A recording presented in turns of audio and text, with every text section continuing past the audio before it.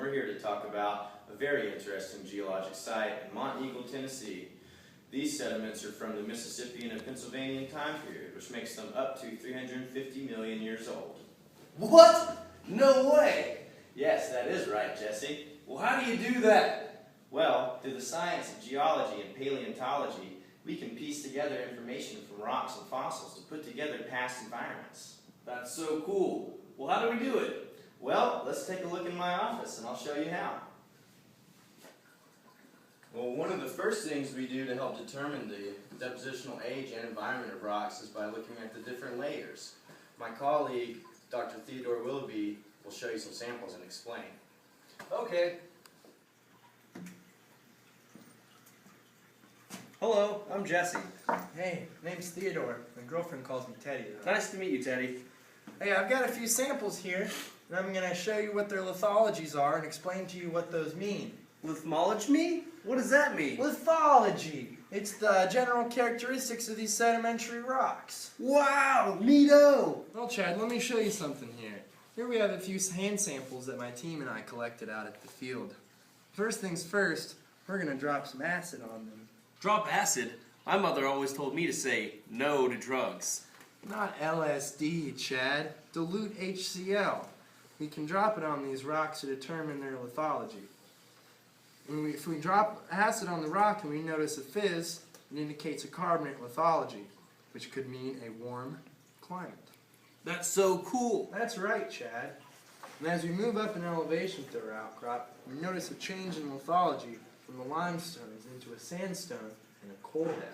Well, what does that mean? It's a sequence boundary. Sequence boundary? What is that? Well, Chad, a sequence boundary is when you find two lithologies together that would normally not be found in close proximity.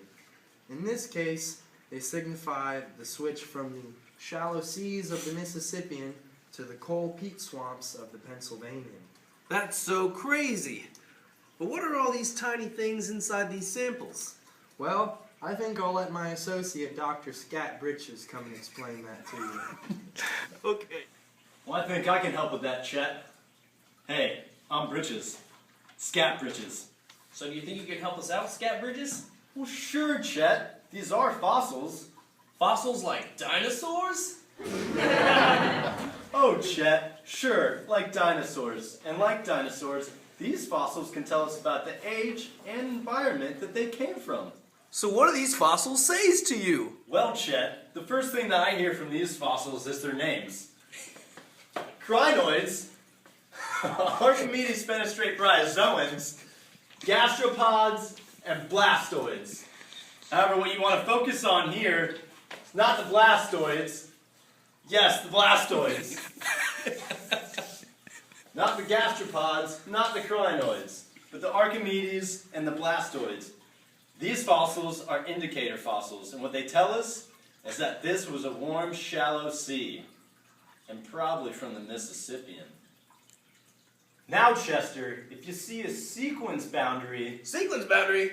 Like Teddy told me? he already knows. Learning is fun. So you're telling me that the Monteagle Mountain used to be underwater and in a tropical environment?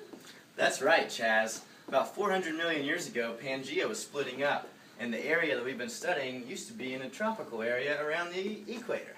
Wow, this has been interesting and informative. I can't wait to go tell all my friends what I've learned. I'm glad you think so, Chaz. Don't forget, geology rocks.